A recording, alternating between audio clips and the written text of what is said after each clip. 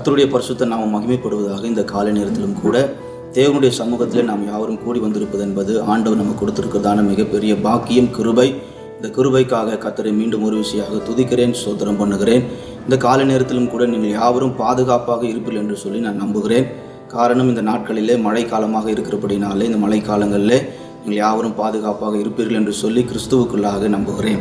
இந்த நாட்களிலும் கூட நாம் பாதுகாப்பு என்று சொல்லும் பொழுது நமக்கு எச்சரிக்கப்படுகிறது. முன்பதாகவே ஏதோ ஒரு மூலமாக, ஊடகத்தின் மூலமாகவோ அல்லது பிறர் வாயிலாகவோ எச்சரிக்கப்படும் பொழுது நாம் பாதுகாப்பை உறுதிப்படுத்திக் கொள்கிறோம். இந்த நாளிலும் கூட இந்த எச்சரிப்பை பற்றி தான் சில நிமிடங்கள் உங்களோடு கூட பேச நான் விரும்புகிறேன். எச்சரிப்பு என்று சொல்லும் பொழுதே அநேக நேரங்களில் நமக்கு பயத்தை ஏற்படுத்தக்கூடியதான ஒரு வார்த்தையாக இருக்கிறது. ஒரு சில மாதங்களுக்கு முன்பதாக, போன மாதம் என்று நான் நினைக்கிறேன், போன மாதங்களில் நம்முடைய தொலைபேசியில் ஒரு ஒரு அலர்ட் சவுண்ட் ஒன்று நமக்கு கொடுக்கப்பட்டிருந்தது. அதாவது பேரிடர் காலங்களிலே நம்முடைய பாதுகாப்பை உறுதி செய்து கொள்ளும்படிக்கும், நம்மை பாதுகாப்பான இடங்களுக்கு இடம்பெயர்ந்து தள்ளும்படிக்கும் நமக்கு ஒரு எச்சரிப்பின் சத்தமாக ஒரு சத்தத்தை நமக்கு கொடுத்திருந்தார்கள். அதாவது அரசாங்கத்தின் உதவியோடு கூட இந்த காரியத்தை செய்தார்கள். பேரிடர் காலங்களிலே நாம் எல்லோரும் தப்புவிக்கப்படும்படிக்கு ஒரு சத்தத்தை அவர்கள் ஏற்படுத்தி கொடுத்திருந்தார்கள். ஆனாலும் அந்த சத்தத்தை நம்முடைய தொலைபேசியில் கேட்கும் பொழுது அநேகருக்கு பயம் ஏற்பட்டது. காரணம், ஏதோ ஒன்று நடக்கிறது என்று சொல்லி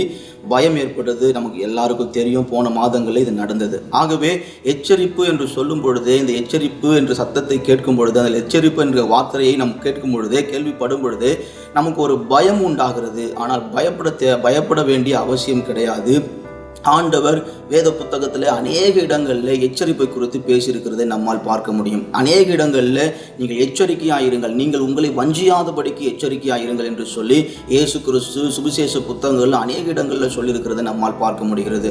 ஆகவே எச்சரிப்பு என்று சொல்லும் பொழுது அது பயத்தை ஏற்படுத்தக்கூடிய ஒரு உணர்வு அல்ல, மாறாக நாம் பாதுகாப்பை உறுதி செய்து கொள்ளும்படியான ஒரு அழகான ஒரு வார்த்தை. ஆகவே இந்த வார்த்தையை பயப்படாமல் கேள்விப்பட்டு உடனடியாக நம்மை பாதுகாத்துக் கொள்வதற்கு நம்மை நாமே ஆயத்தப்படுத்திக் கொள்ள வேண்டிய ஒரு தருணமாக இருக்கிறது, அவசியமாக இருக்கிறது. ஆகவே இந்த எச்சரிப்பை நாம் உணரும் பொழுது உடனடியாக கீழ்ப்படிய வேண்டும் என்பதை இந்த நாட்களில் புரிந்து கொள்ள வேண்டும்.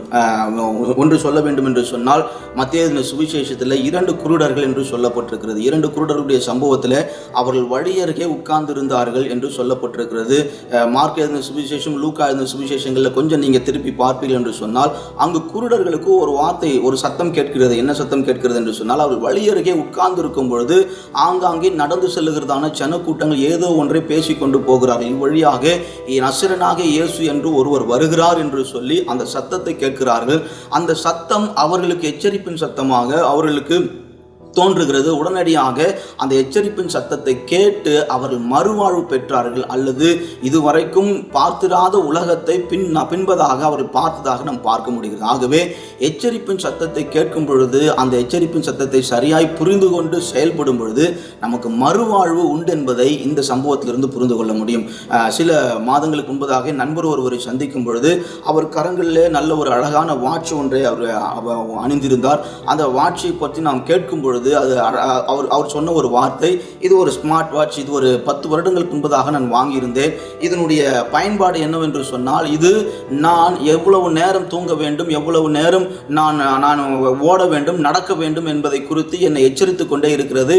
இந்த எச்சரிப்புக்கெல்லாம் நான் கீழ்ப்படியும் போது எனக்கு ஆரோக்கியம் உண்டாகிறது, என் சரீரத்தில் எனக்கு ஆரோக்கியம் உண்டாகிறது என்று சொல்லி அவர் சொன்னதை நான் இந்த நேரத்தில் உங்களோடு கூட பகிர்ந்து கொள்ளுகிறேன். இங்கு நான் என்ன சொல்ல விரும்புகிறேன் என்று சொன்னால், இன்றைக்கு கருவிகள் சொல்லுகிற எச்சரிப்பை அழகாக கேட்டு நம்முடைய சரீரத்தில் பாதிப்பு ஏற்படாதபடிக்கு நம்மை பாதுகாத்துக் கொள்ளுகிறோம். அல்லது இந்த கருவிகள் அல்லது ஊடகங்கள் இவைகளெல்லாம் சொல்லுகிற எச்சரிப்பை கேட்டு, இன்னும் சொல்ல வேண்டுமானால் இன்றைக்கு மழை காலமாக இருக்கிறபடினாலே ஆங்காங்கே பல இடங்களில் கனமழை பெய்து கொண்டிருக்கிறது.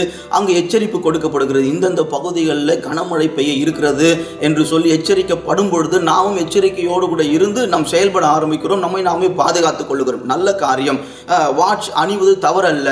ஆனால் இந்த கருவிகள் சொல்லுகிறதையே நாம் கேட்டு பழக்கப்பட்டு அதற்கு கீழ்ப்படிந்து கொண்டிருக்கிறோமே தவிர, அநேக நேரங்களில் ஆண்டவர் நமக்கு எழுதி கொடுத்திருக்கிறதான சத்திய வசனங்களுக்கு கீழ்ப்படுகிறோமா என்று சொல்லும் பொழுது அது கேள்விக்குறியாகவே இருக்கிறது. அதாவது 1 கொரிந்தியர் புஸ்தகத்தில் 10வது அதிகாரம் 11வது வசனத்தில் இவ்விதமாக சொல்லப்பட்டிருக்கிறது, இவைகளெல்லாம் அவர்களுக்கு திருஷ்டாந்தங்களாக சம்பவித்தது, உலகத்தின் முடிவு காலத்தில் இருக்கிற உங்களுக்கோ இது எச்சரிப்பு உண்டாகும்படி எழுதப்பட்டிருக்கிறது என்று சொல்லி இந்த வேத வசனங்களை குறித்து சொல்லப்பட்டிருக்கிறது. வேத வசனங்கள் ஒவ்வொரு நாளும் நம்ம எச்சரித்து கொண்டே இருக்கிறது.